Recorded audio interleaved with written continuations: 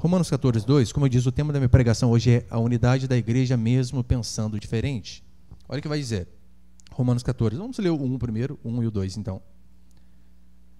Acolhei o que é débil na fé. Débil é o fraco, né? Ele tem uma fé, só que a fé dele por enquanto é fraca, não aprendeu a se fortalecer, como eu disse na última semana. Acolhei o que é débil na fé, não porém para discutir opiniões. Um crê que tudo pode comer, mas o débil, o fraco, come legumes. Quem come, não despreze o que não come, e o que não come, não julgue o que come, porque Deus o acolheu. Só até aí, tá bom. Hoje eu vou enfatizar mais este verso 2 aqui. Os irmãos devem se lembrar, na última quarta-feira, eu falei sobre a possibilidade, e na verdade é algo que acontece em uma igreja, e até é importante que não venhamos pensar todas de forma uníssona. Isso em assuntos não essenciais. É necessário que haja pensamentos divergentes naquilo que não é central. É claro, no que é fundamental, como justificação pela fé, essas coisas não abrimos mão. Mas, como Paulo começa a explicar aqui em Romanos 14, eu falei que a diferença do crente fraco e para o crente forte não tem a ver com os músculos, mas sim com o conhecimento que ele vai adquirindo semana após semana, ano após ano, e assim ele vai se fortalecendo na palavra do Senhor. Então, quanto mais a pessoa se enche do evangelho, mais ouve pregações, mais tempo ela está ali ouvindo o evangelho verdadeiro, mais ela se fortalece. Só que, nesse ínterim, pessoas são acrescentadas à igreja. Pessoas que talvez vieram do mundo, pessoas que vieram talvez até mesmo dentro do próprio cristianismo, mas que não tinham conhecimento algum a respeito da verdade. E essa pessoa, talvez até com anos de igreja, ainda é uma pessoa infantil na fé. Ela precisa aprender a crescer. Ela é uma pessoa fraca, é o que Paulo vai dizer aqui, né? Que tem o crente forte e o crente fraco. E ele começa o capítulo 14 falando justamente a respeito dessas coisas. E o que nós temos que fazer com essas pessoas que são fracas? Humilhá-las? De forma alguma. Como eu disse na última quarta. Paulo disse, acolham e ensinem. E continuando o que eu falei semana passada, eu quero passar 2 princípios hoje. O primeiro é o seguinte: há coisas claras e coisas não tão claras na Escritura. Há coisas que não há dúvida, que é ponto pacífico. Algumas doutrinas que não tem aonde você tentar interpretar de uma outra forma. Paulo ele começa aqui falando a respeito de alimentos. Ele vai enfatizar principalmente a questão da carne de porco, por conta dos judeus. E ele começa a tratar de assuntos que não há um mandamento específico. Porque, convenhamos, se há um mandamento específico, não há discussão. Não é opinião minha, opinião sua, é o que a Bíblia diz e pronto. Não era assim que funcionava no Antigo Testamento. Assim diz o Senhor. E quando assim diz o Senhor, não interessa a opinião do Edivaldo, a opinião do Celso, do Robson, a minha. Se a Escritura diz A, este A que nós vamos seguir. Mas há certas coisas que não há uma definição exata, aonde a Escritura, e Paulo aqui no caso em Romanos, ele espera que eu e você como igreja venhamos a aplicar todo o conhecimento que nós temos do Evangelho para chegarmos a uma conclusão que é a mais ideal, no caso, para uma congregação local como a nossa, ou até mesmo para a sua própria vida. Há coisas que não são tão claras, mas o princípio está claro. Como, por exemplo, eu não sei, vocês têm que... Por exemplo, a Liz não é casada ainda. Se ela vem falar, meu pastor, eu quero casar. A Bíblia não tem o nome do dito cujo lá. Você acha que tem? Não tem. Ela vai casar com Devanilson José da Silva. Não tem. Nada contra esse nome, não. Tá na minha cabeça agora. Mas o princípio de como se deve buscar um marido ou uma esposa está claro em toda a Escritura. Que pense como você. Porque se você não busca uma pessoa que pense como você vai ter problemas. Você vai ter grandes dificuldades. Imagina só. Daí o crente vai e casa com um católico. E a criança nasce. O católico quer batizar lá no pé da santa. E o crente não quer fazer isso. Ó, já começa a briga por aí. Imagine se você, na época do Antigo Testamento, você casasse com alguém que adorasse ao deus Moloque. E uma das formas de se adorar ao deus Moloque era oferecendo crianças em sacrifício, né? Morrer mesmo, partir no meio a esse deus. Daí você está vendo seu marido sair com a criancinha lá. Por onde você vai? Eu vou para o culto. Ah, mas o filho? Vou. E ele não vai vir. Vai ficar por lá. Imagina a briga que daria. Então, há princípios que são claros na Escritura. Como, por exemplo, a pessoa em que nós devemos procurar para casar, o tipo de pastor, que é o pastor segundo a Escritura. Se você ler Timóteo e Tito, você vai ler que tem ali uma lista de recomendações que o pastor deve ter para exercer o pastorado. Marido de uma só mulher. É por isso que nós não consagramos pastores que estão no segundo casamento. Não dá dar o vinho, né? Não pode chapar o coco, senão não dá. Acolha bem, saiba ensinar e várias outras coisas. Hospitaleiro. Agora, há coisas que de fato não são claras.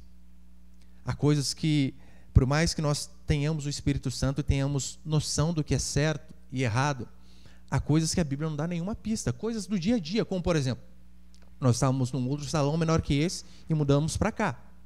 Como que você acha que nós fizemos para escolher esse salão aqui?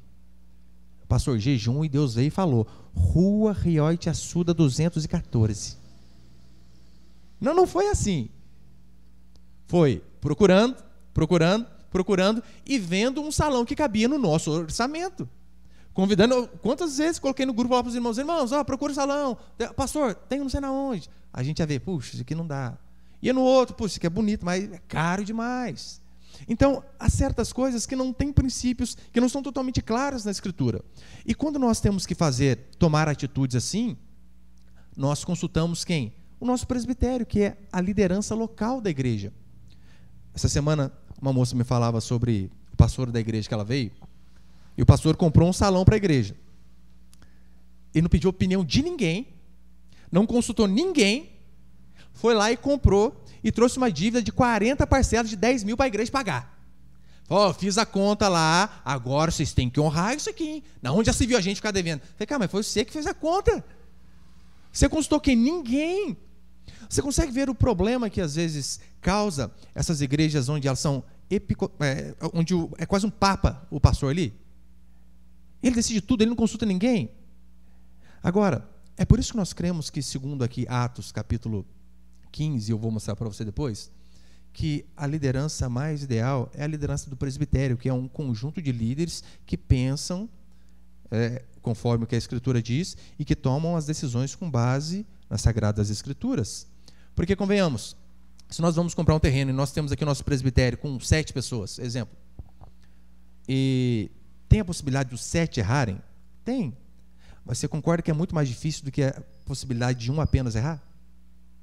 Então é por isso que quando nós temos algumas decisões que são mais difíceis, nós consultamos os líderes, o tesoureiro, os irmãos que estão aqui há mais tempo, para que mais opiniões venham a ser tomadas. E aquilo que de fato a liderança da igreja decide, aquilo passa a ser a decisão da igreja. A partir do momento que, vamos comprar um terreno, estamos orando, buscando e procurando. Daí um irmão diz, pastor, lá no bairro tal tem um. Mas aqui também tem outro. Aí então o presbitério ora e vê que no bairro A era melhor que no bairro B. E então nós tomamos a decisão, vamos comprar o do bairro A. A partir deste momento é a decisão da igreja. Então, se der certo, até aqueles que foram contrários vão dizer, acertamos. Se der errado, até aquele um que dizia, olha, eu falei para não pegar esse aí para pregar o outro, ele não tem o direito de vir e falar, tá vendo? Se me ouvisse, agora não deu ouvido a mim, olha o que deu, fizeram caca. Não, é a decisão da igreja. Se a liderança decide, passa a ser a decisão da igreja. E pronto. Se acertar, acertam todos. Se errar, erram todos. E é claro, por isso que eu falei, não há problema termos opiniões diferentes. Os irmãos sabem.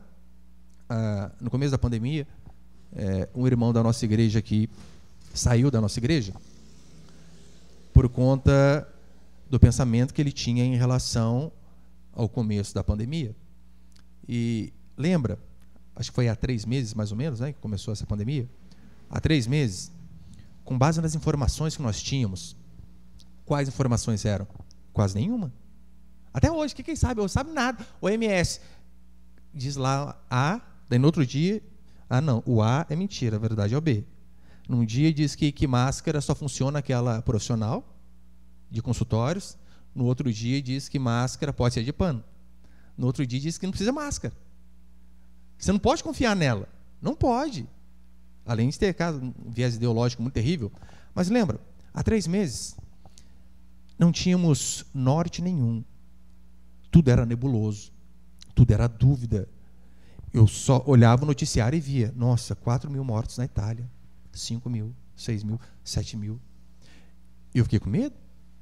Então, o que aconteceu? Nós decidimos aqui, consultei o Edivaldo, o Tiago, os nossos pastores, toda a nossa igreja, a liderança da nossa igreja, e então nós chegamos à decisão, olha, a gente não sabe como esse vírus, né, não tem nem ideia, é a primeira vez que apareceu, aparentemente, no planeta.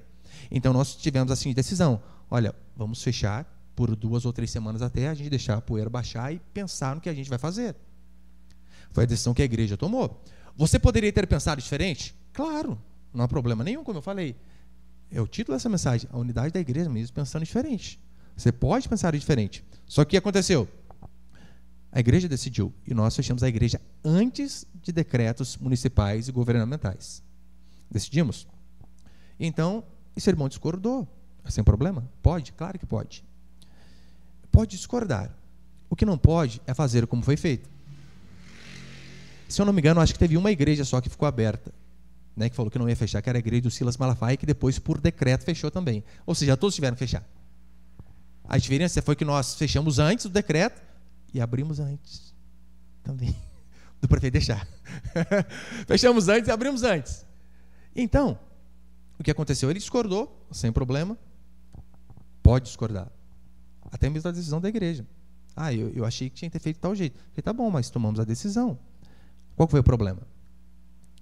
Foi para o Facebook e colocou que não concordava com a decisão. Que pastores que fecham as portas da igreja são covardes e maricas. Essas foram as palavras. O que eu fiz? Reuni os irmãos novamente. Falei para eles, irmãos, acontecendo isso aqui, o que vocês acham que a gente faz? Fui pessoalmente, conversei. Falei, irmão, você não pode falar esse tipo de coisa. A igreja tomou uma decisão. Você não precisa concordar, mas você não pode nos expor dessa forma e com adjetivos totalmente pejorativos em uma rede pública. Tá bom? Falei, não ouviu.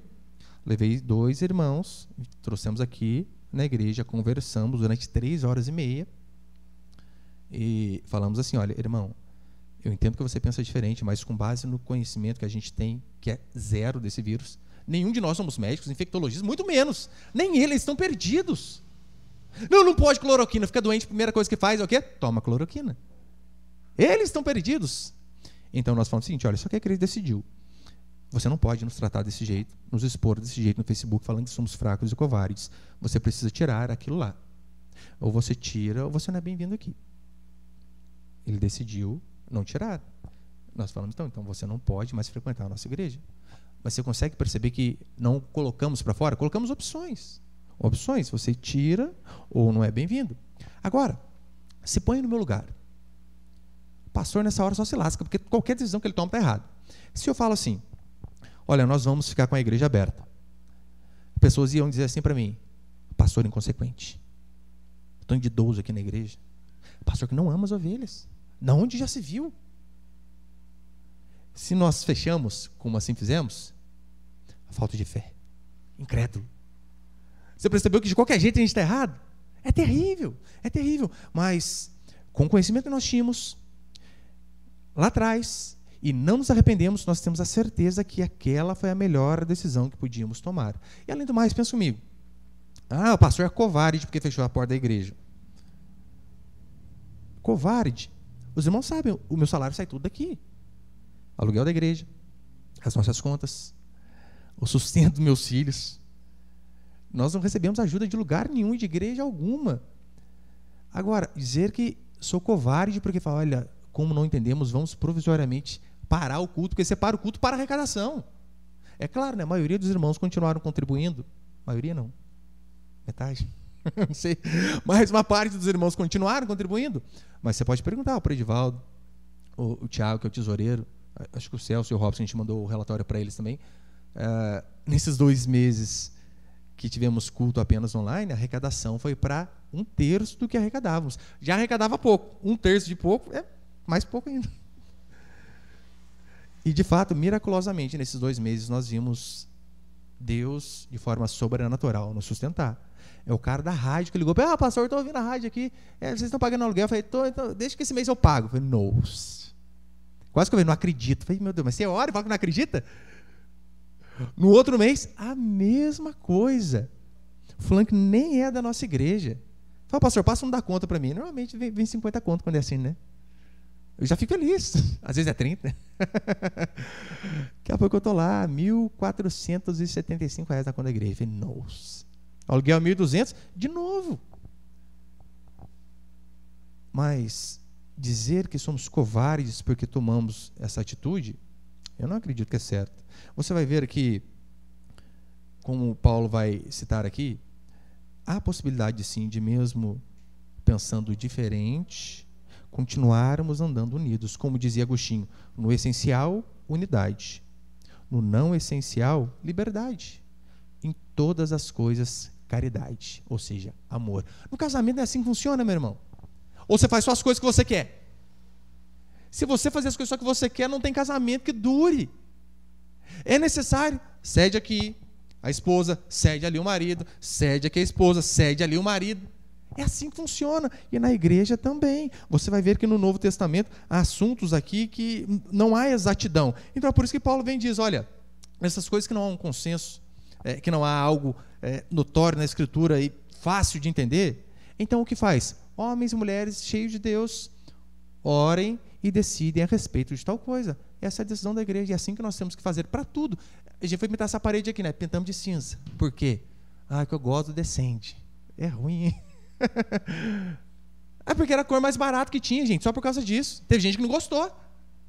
Pastor, por que pintou de branco? Porque já era branco, gente. Era feio e branco. E branco suja. Por que pintou de amarelo? Porque eu não gosto de amarelo. Só por causa disso. Por que pintou cinza? Porque estava baratinho isso aqui, gente. Daí a gente achou legal. E colocamos, só por conta disso. Mas você percebe, nunca vamos agradar todo mundo. Nunca vamos. O pessoal sugere para mim, pastor, que isso apaga a luz na hora do louvor. Tem gente que gosta. Eu falo, não. Mas pode ser que um dia apague? Pode ser, fazer o quê, né? Não sei. Fala para o Tiago trazer uma maquininha de fumaça, né? Eu me sei, não. Isso aí não vou fazer, não. Mas fazer o quê? Você percebe? Que a luz toda acesa. Vai alguém vai falar que, pastor, porque no escurinho a gente concentra mais. A gente ora. Delícia. Outros já dizem que, pastor, eu gosto do negócio no claro mesmo, que assim funciona. Para ver aqui as coisas. Se a glória descer, está tudo claro. A gente nunca vai agradar todo mundo sempre. Mas são coisas que dá para abrir mão, para andar junto. E segundo e último princípio, põe ali, por favor. O Novo Testamento e as comidas. Você vai ver que Paulo ele começa falando aqui, no verso 2, como nós lemos. Um crê que tudo pode comer, mas o débil come legumes. Quem come não despreze o que não come, e o que não come não julgue o que come, porque Deus o acolheu. Paulo ele diz aqui, olha, aquela pessoa que é fraca na fé, ela é vegetariana, brincadeira, só come legume. Aquele que é fraco na fé, ele só come legume. Mas é necessário, para entendermos o que Paulo está dizendo, termos em mente qual era o contexto que Paulo estava. Lembra, Paulo está escrevendo a quem? A igreja de Roma. Ele não está escrevendo ao mundo, a todas as pessoas em geral. Não, isso aqui não é uma dieta. Paulo não é nutricionista. Não é isto.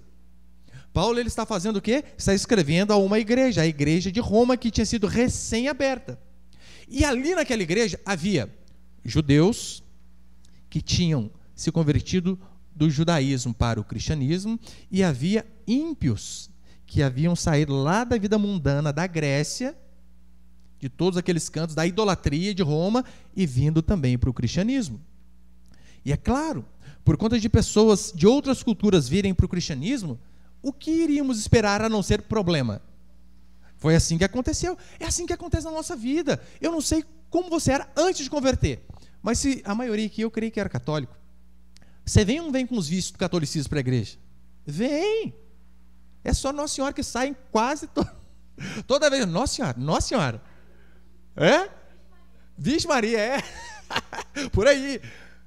Porque a vida inteira, criatura, você foi treinado daquele jeito. Passa na frente do cemitério, nossa, pelo sinal da Santa Cruz, livre-nos Deus, Nosso Senhor dos nossos inimigos. Faz tudo. Porque a vida toda você foi acostumado com aquilo. Agora, os judeus tinham problemas diferentes dos gentios. Imagina, meu irmão, os gentios que tinham se convertido. Como que era a vida dos gentios? Não tinha regra nenhuma. Eles podiam fazer o que eles quisessem, orgia, bagunça, bebedeira, que não acabava mais. Eles adoravam tudo que é tipo de ídolo. Daí então ele está lá. Lembra, na Grécia? Se você estudar um pouquinho de mitologia grega, você vai ver que eles tinham deuses para tudo. Tinha o Poseidon do mar, tinha o Hades do submundo, tinha Medusa, tinha Atena da sabedoria, tinha um monte de coisa. Então, toda vez que eles iam para uma batalha, eles oravam para o Deus que mais lhe convinha. Agora, você imagina, daí um grego lá, um gentil convertia. Tanto é que Paulo, certa feita, ele está pregando lá na Grécia, e ele começa a ver um monte de imagens de deuses ali, e o povo orando para aqueles deuses. E então ele chega diante de um altar e está lá, ao Deus desconhecido. Os gregos, eles tinham tanto medo de esquecer algum Deus, porque era muito Deus. Então eles tinham lá, altar ao Deus desconhecido. A gente ora para todos, depois a gente ora para este, porque vai que a gente esqueceu algum. Então oramos para esse. Daí está lá, ele está acostumado, a fé dele era palpável, né? Ele conseguia colocar a mão nas imagenzinhas lá, ou pelo menos um pouco, né? Então, ele vem para o cristianismo. Daí chega lá, primeiro que entra um católico aqui, já começa a olhar, ué, cadê mais? Não tem? Acabou, gente? Cadê? Nem a cruz tem aqui nesse lugar. A pessoa já começa a ficar meio, acha estranho. Porque a vida inteira foi acostumada daquele jeito. Imagine os ímpios que tinham o culto a Afrodite, a deusa da sensualidade. E no culto a Afrodite, as pessoas adoravam a Afrodite através de relações íntimas no culto. Sabe o que eu estou falando, né? No culto, gente. Não era no cabaré lá da Grécia, não. Era no culto. Daí o cara chega na igreja. Nossa, irmã bonita. Ah, que não pode, esqueci, gente. A cabeça do cara meio que fundia. Então eles vieram com todas essas bagagens aí, né? Bebedeira, orgia para tudo que é lado. Então os gentios tiveram um problema.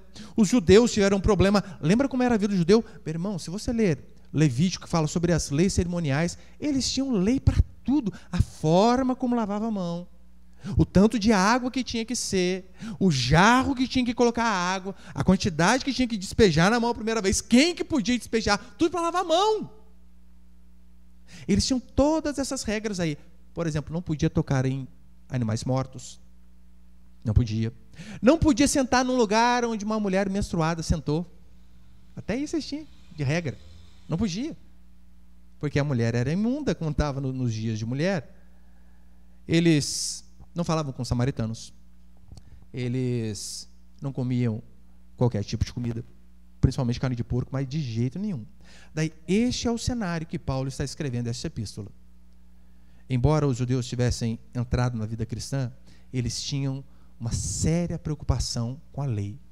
Porque eles, não, como aí? Eu não preciso mais fazer isso aqui agora? Eles estranhavam. Não, mas a vida inteira eu fiz. Ah, não precisa mais? Você que veio do catolicismo, você sabe, né? Você não precisa passar na frente da igreja e fazer assim. Não precisa. Isso não influencia absolutamente nada.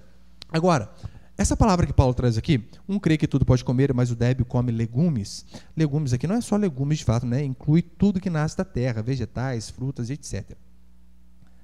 Paulo teve um problema com essas pessoas. Em 1 Timóteo, tem algo parecido também. Em 1 Timóteo 4, Paulo vai dizer assim, ele vai dizer a respeito do povo que estava com assuntos que não eram centrais e ainda eram errados. Olha o que Paulo diz. Ora, o Espírito afirma expressamente que nos últimos tempos alguns apostatarão da fé. Apostatar é abandonar, deixar. Alguns deixarão a fé, por obedecerem a espíritos enganadores e a ensinos de demônio. Espíritos enganadores e ensino de demônio. Daí ele começa a dizer o que é. Volta ali, por favor. Está para trás aí, para baixo? Aí, pela hipocrisia dos que falam mentiras e tem cauterizada propriamente. Cauterizada vem, né, de queimada de um jeito que não absorve mais nada. Sabe quando você vai cauterizar uma ferida, né? Você queima ali uma coisa e resolve o problema. Põe próximo.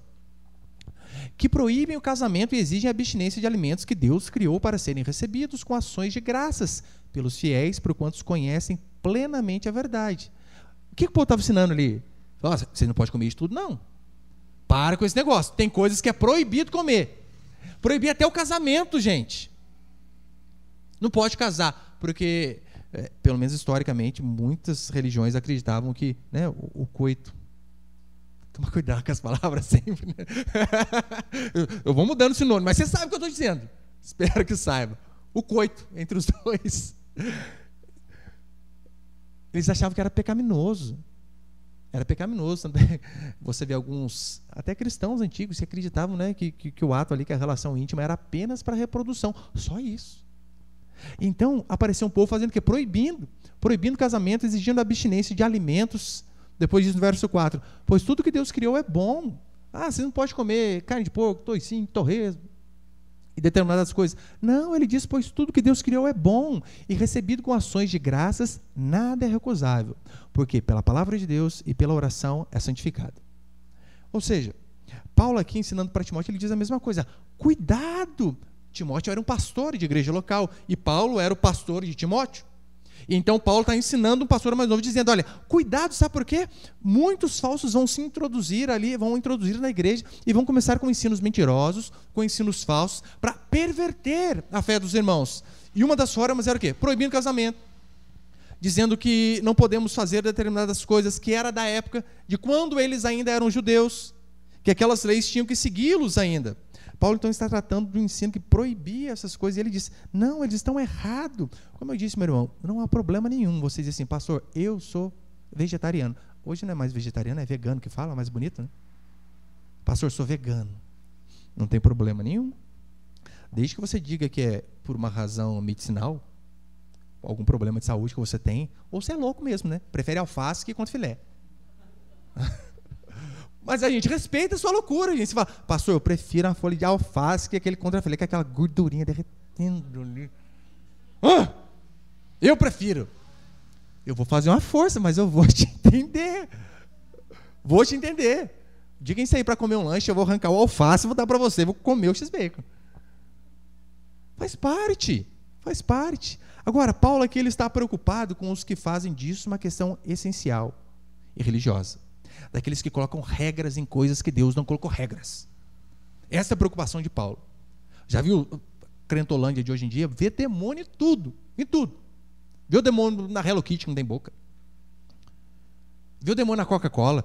Crente tomando coca. Você já leu coca de trás para frente? Eu quero ver da garrafa para o copo, do copo para a boca. O que interessa que traz para frente a Coca-Cola, gente? Daí esses crentes ficam vendo demônio em tudo. Agora você viu... Agora tá aí, né? Vindo os gafanhotos pro Brasil. Vocês viram? Pegou lá a parte da Argentina e vem pro Brasil. Os crentes já estão falando que é as pragas de Faraó. Olha Deus julgando o povo de novo. Meu Deus, Senhor do céu. E minha irmã, infeliz, mandou uma mensagem para mim. Viu? Praga dos gafanhotos? Se vier a morte dos primogênitos, ainda bem que eu sou a caçula. Olha que infeliz. Brincadeira. Mas claro que ela falou de sacanagem. Espero, né? Claro que ela falou de brincadeira. Mas você percebeu? O crente como que é, gente? Cara, ele começa a ver capeta em tudo que é coisa. Como eu falei, o Paulo vem ensinar para mim e para você o seguinte, olha. O fulano come carne de porco. Tá bom, deixa ele comer. Você não come. O problema é seu. Vai perder de comer. Não fique brigando por conta disso, é o que ele vai dizer depois. Mas calma aí, gente. Isso aí não é motivo para briga. Se o cara gosta do x-bacon, você gosta só da salada do negócio, coma um lanche em paz. É claro, ele vai falar depois que tem como eu e você pecarmos quando nós ferimos o irmão que é fraco. E isso eu vou explicar, creio que na semana que vem. Mas você percebeu que Paulo não está preocupado com a carne em si, porque como nós lemos aqui, olha, pela palavra de Deus, pela oração é santificado. Daí o cara vem para a igreja e há anos, mas ainda continua com esses ranços aí. Isso aqui eu não posso comer. Isso aqui tem que tomar cuidado. Paulo, em 1 Coríntios 8, ele vai dizer sobre carne sacrificada a ídolo. Isso é pior, né? Você imagina, o cara traz um frangão para sua casa. Você, nossa, irmão, que bênção, hein? Eu acabei de pegar na macumba lá. Você quer aquela galinha preta, mas da grande. Daí você já fica, peraí, de eu fazer esse bicho aqui, gente.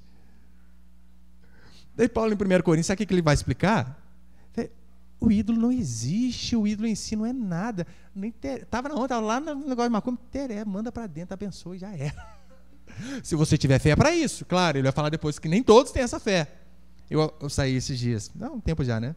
Em frente à minha casa lá, mas não é que no canteiro central colocaram uma roda de negócio de macumba e fruta e um monte de coisa lá. E o pessoal, você viu, pastor, o que tem ali? Eu falei, o quê?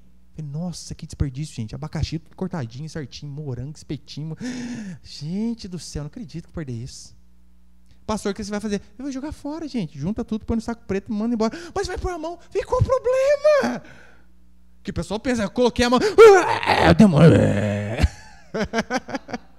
Você vai colocar a mão no negócio, vai virar tudo, gente, torcer. Não, não é assim. Paulo diz que isso aí são sintomas de pessoas fracas. Temos que ter paciência com essas pessoas, é claro. Mas até parece, é cheio do Espírito Santo. Aí você toca o negócio, o demônio toma conta de você. Meu pai, vamos servir o demônio, porque o demônio é mais forte.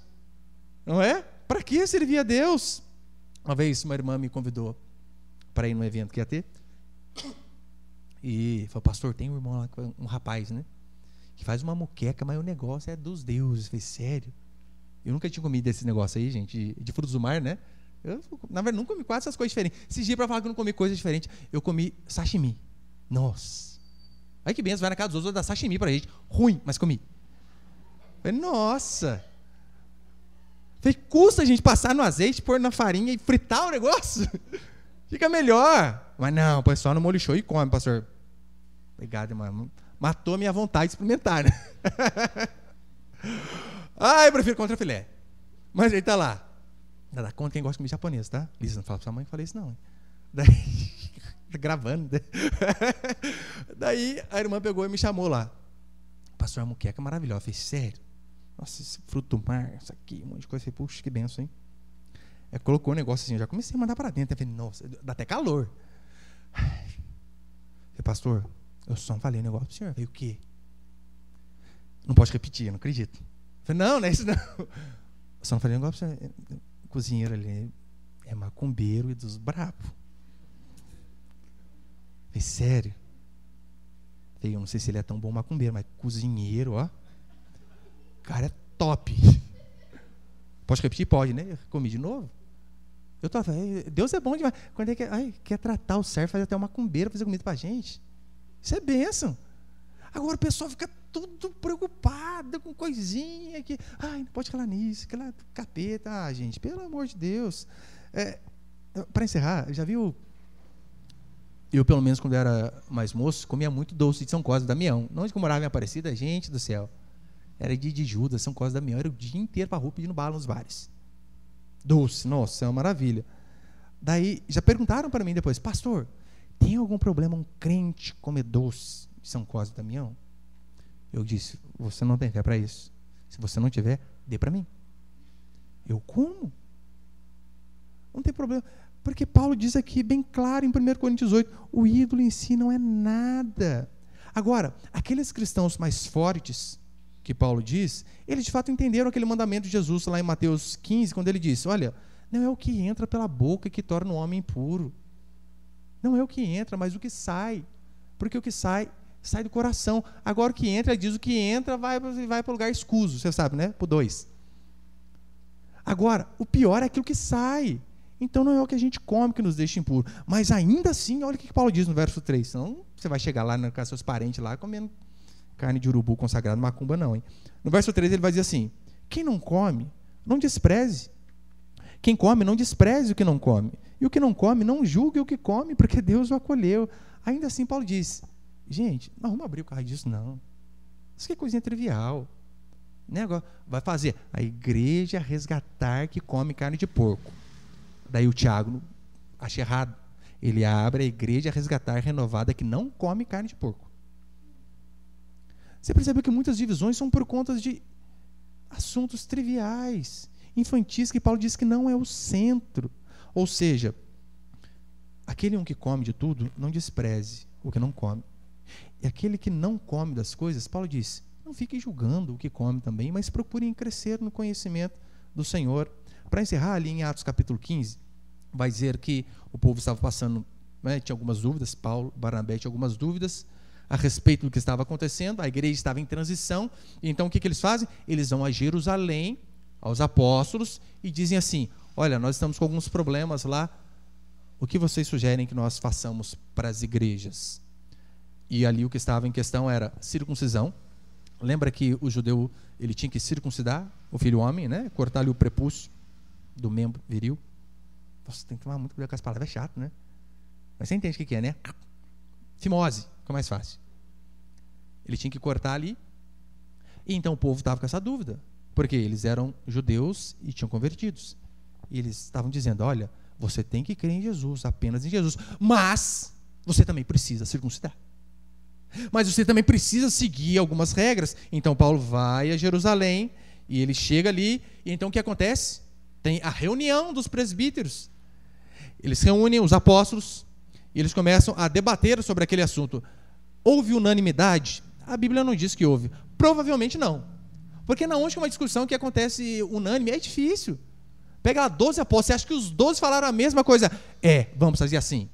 Imagina Pedro esquentadinho, não, quebrou. Tanto é que Pedro depois erra lá na frente, né? Provavelmente não foi unânime. Mas ainda não sendo unânime, foi a decisão da igreja. E o que acontece? Aquela decisão é passada para todas as igrejas. Os judaizantes, eles diziam assim, olha, é necessário fé em Jesus, mais algumas regras. Uma delas era circuncidar. E então, o apóstolo Tiago, ele diz no versículo 20, qual foi a decisão dos presbíteros, da igreja, dos apóstolos, da liderança. Ele diz assim, olha, mas escreve-lhes que se abstenham das contaminações dos ídolos, bem como das relações sexuais ilícitas, da carne de animais sufocados e do sangue. Eles tinham com um monte de dúvida. Os apóstolos são extremamente sucintos. Olha, não, fala para eles, né? Ídolo, eles esquecem. Relação sexual ilícita, né? Todo tipo de relação sexual que não seja entre marido e mulher casado. Da carne de animais sufocados e do sangue. Isso daqui já é o suficiente. Agora, o concílio, ele estabeleceu um princípio. Qual o princípio? Que o convertido, que o gentil, ele não tinha que se tornar judeu. Ele não tinha que retroceder.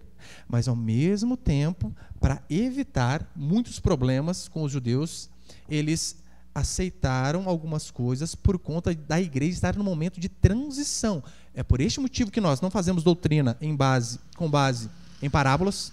Esse é um erro, pessoas que fazem doutrinas com base em parábolas. E outro erro é fazer doutrina com base no livro de Atos. Por quê? O livro de Atos é um livro histórico que era peculiar àquela época. As doutrinas, elas saem de princípios absolutos e claros. É assim que funciona. Tanto é que em Colossenses 2, Paulo vai dizer a mesma coisa. Ninguém vos julgue por comida ou por bebida. Paulo repreende Pedro. Por quê? Porque Pedro, ele era uma coisa perto dos judeus. Estava perto dos gentios que tinham convertido. O que Pedro fazia? Pedro comia x-bacon. Pedro tomava Coca-Cola. Mas chegavam os convertidos judeus, Pedro largava a mão daquela. Opa, nunca nem vi.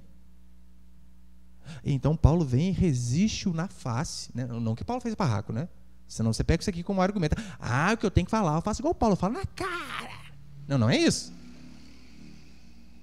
Paulo resistiu na face no sentido de ser na presença de todos, porque Pedro se tornou repreensível na presença de todos.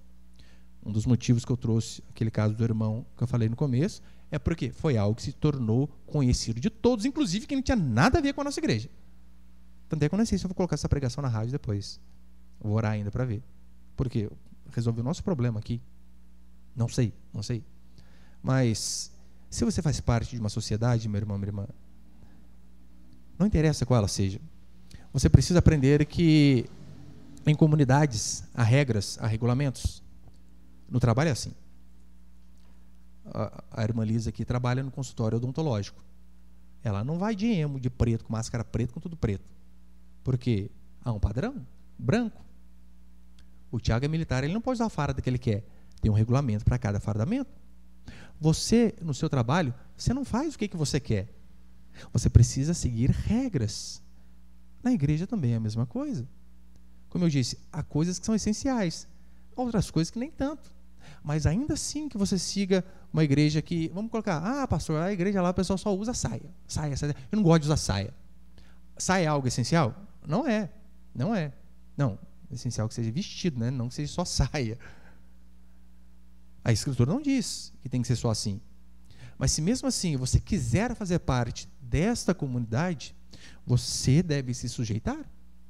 Porque isso foi algo que a liderança da igreja tomou como princípio, ainda que não seja central, mas você tem que aprender a se sujeitar àquilo ali, mesmo não sendo essencial. Agora, infelizmente, pessoas elas querem ser sempre os reformadores.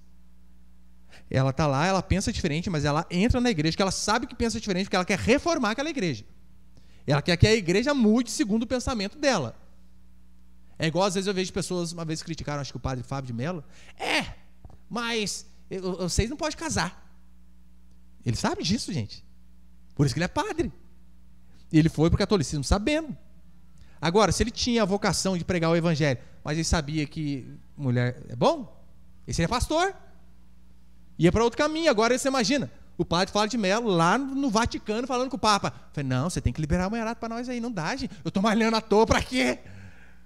Os bispos que eu consegui, muita academia aqui, gente. Estou depressivo, por quê? Porque eu não sou casado. Você imagina ele reclamando para o Papa? Não dá. Então, se adapte. E que de fato Deus nos dê a graça e sabedoria, claro, de sermos unidos, mesmo pensando diferente. Para encerrar, João 17:20 vai dizer assim. Aqui lembrando, um diálogo de Jesus e Deus. Não rogo somente por estes, mas também por aqueles que vierem a crer em mim por intermédio de sua palavra, a fim de que todos sejam um, como és tu, ó Pai, em mim e eu em ti, também sejam eles em nós, para que o mundo creia que tu me enviaste. Olha o que Jesus diz. Para que o mundo creia que Deus o enviou, ele e o Pai eram um apenas.